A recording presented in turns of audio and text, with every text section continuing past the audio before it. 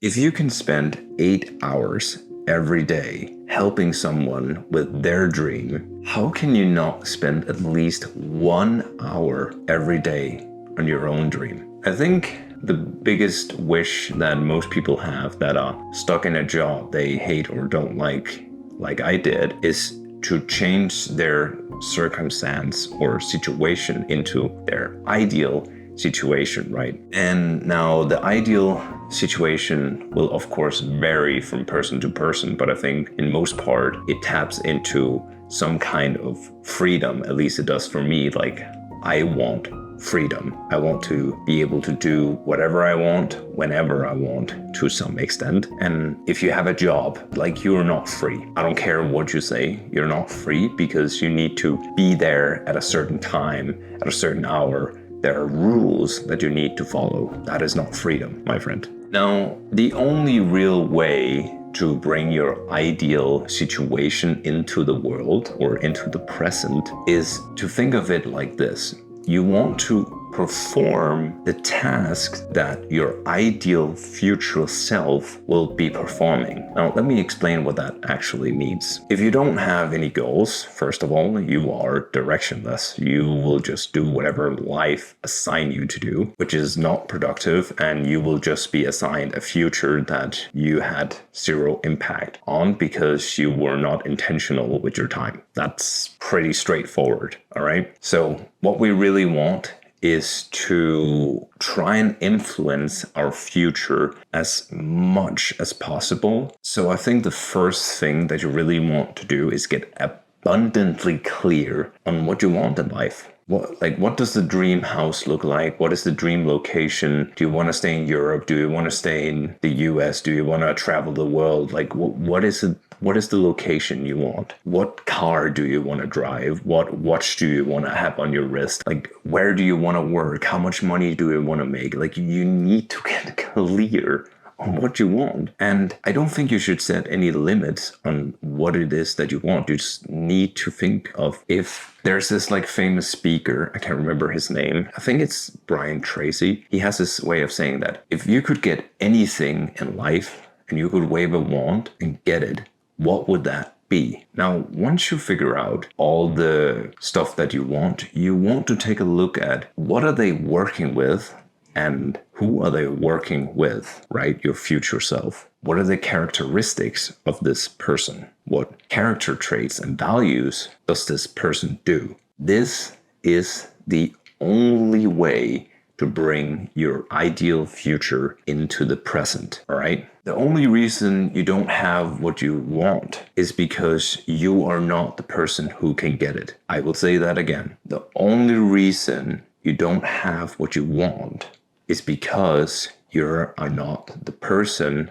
who can get it. So your number one goal in life should be to become the person who can get what you want, and you will, by default, get your desired reality to become a reality. Because if you become the person who can get it, you will get it, right? If you know what to do, you will do the thing. So it's kind of simple in one way, I feel like, but it's not easy, because if it was easy, then everyone would do it, right? And so I think it was Charlie Morgan that said it, that the reason why 99% of businesses and dreams dies is not because of the business itself, it's because the person or people behind it. Who are running a business? It's people. People are running businesses, right?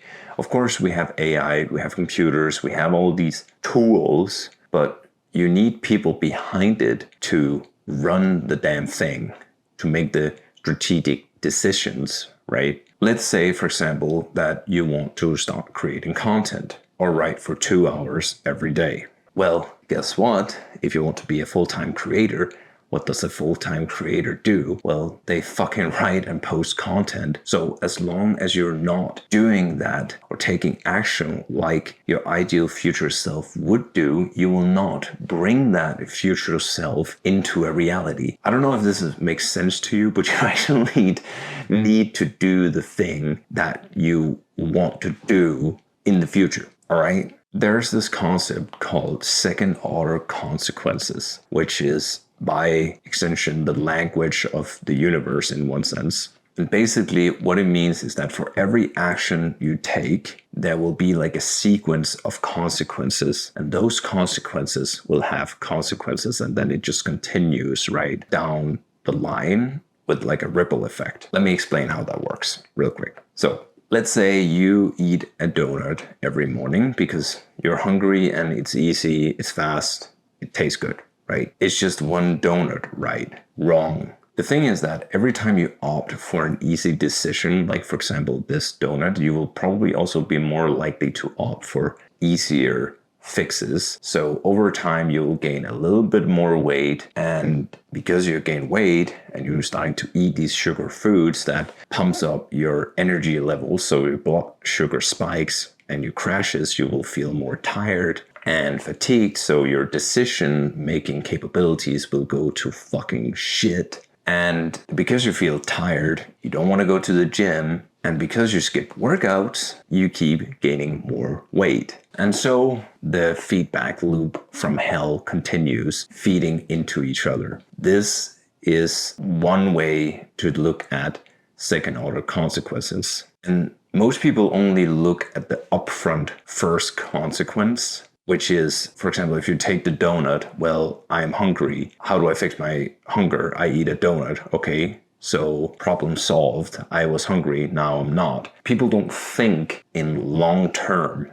You could also look at it in ways with, for example, a piece of content, right? That piece of content will probably be on the internet. We don't know how long, but for me, I believe that YouTube will at least be around for the next 10 years, at least. We don't know that yet, but 5 to 10 years, I think that's pretty fair to, like, that's to me a fair assumption. Now, videos that I'm making right now, videos that I have made in the past, they might not yield anything right now, but the thing about these type of decisions, these type of tasks that you are making, like for example, making content or going to the gym, they have a long-term, long-tailed effect. So for example, with a piece of content, well, it might not yield me any AdSense, might not give me any leads to my business or increase my brand or whatever. It might not happen today, but because this video will be on the fucking internet for I don't know how long, well, maybe once in like maybe a year, this video will go viral, or maybe another video will go viral that I posted